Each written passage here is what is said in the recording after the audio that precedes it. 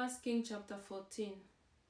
At that time, Abijah son of Jeroboam became ill, and Jeroboam said to his wife, "Go, disguise yourself so you won't be recognized as the wife of Jeroboam. Then go to Shiloh. Ahijah the prophet is there, the one who told me I will be king over these people. Take 10 loaves of bread with you, some cakes, and a jar of honey, and go to him. He will tell you what will happen to the boy." So Jeroboam's wife did what he said and went to Ahijah's house in Shiloh. Now Ahijah could not see. His sight was gone because of his age. But the Lord had told Ahijah, "Jeroboam's wife is coming to ask you about her son, for he is ill, and you are to give her such and such an answer. When she arrives, she will pretend to be someone else." So when Ahijah heard the sound of her footstep at the door, he said, "Come in, wife of Jeroboam. Why this pretense? I have been sent to you with bad news. Go tell Jeroboam that this is what the Lord, the God of Israel, says. I raised you up from among the people and appointed you ruler over my people Israel. I tore the kingdom away from the house of David and gave it to you, but you have not been like my servant David, who kept my commands and followed me with all his heart, doing only what was right in my eyes. You have done more evil than all who lived before you. You have made for yourself other gods, idols made of metal. You have aroused my anger and turned your back on me. Because of this, I'm going to bring disaster on the house of Jeroboam.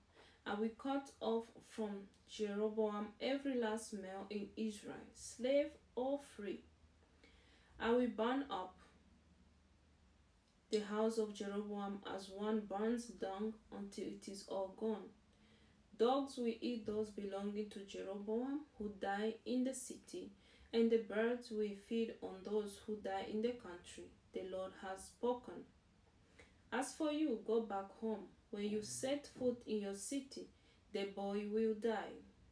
All Israel will mourn for him and bury him. He is the only one belonging to Jeroboam who will be buried, because he is the only one in the house of Jeroboam in whom the Lord, the God of Israel, has found anything good. The Lord will raise up for himself a king over Israel who will cut off the family of Jeroboam. Even now this is beginning to happen, and the Lord will strike Israel so that it will be like a reed swaying in the water. He will uproot Israel from this good land that he gave to their ancestor and scatter them beyond the Euphrates River, because they aroused the Lord's anger by making Asherah poles.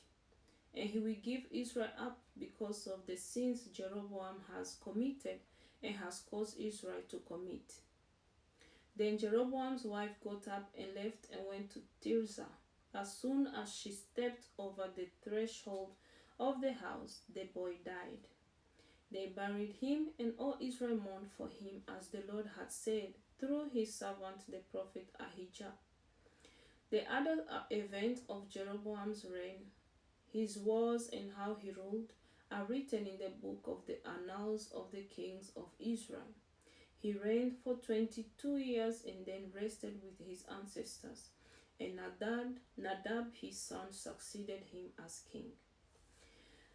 Rehoboam son of Solomon was king in Judah. He was 41 years old when he became king, and he reigned 17 years in Jerusalem, the city of the Lord, the city the Lord had chosen out of all the tribes of Israel, in which he put his name. His mother's name was Naamah. She was an Ammonite. Judah did evil in the eyes of the Lord. By the sins they committed, they stirred up his jealousy, anger more than those who were before them had done. They also set up for themselves high places, sacred stones, and Asherah poles on every high hill and under every spreading tree. There were even male shrine prostitutes in the land. The people engaged in all the detestable practices of the nations the Lord had driven out before the Israelites.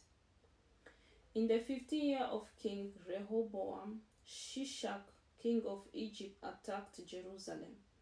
He carried off the treasures of the temple of the Lord and the treasures of the royal palace. He took everything, including all the gold shields Solomon had made. So King Rehoboam made bronze shields to replace them and assigned these to the commanders of the guard on duty at the entrance to the royal palace. Whenever the king went to the Lord's temple, the guards bore the shields, and afterward they returned them to the guard room. As for the other events of Rehoboam's reign and all he did, are they not written in the book of the annals of the kings of Judah? There was continual warfare between Rehoboam and Jeroboam, and Rehoboam rested with his ancestors and was buried with them in the city of David. His mother's name was Naamah. She was an Ammonite, and Abijah his son succeeded him as king.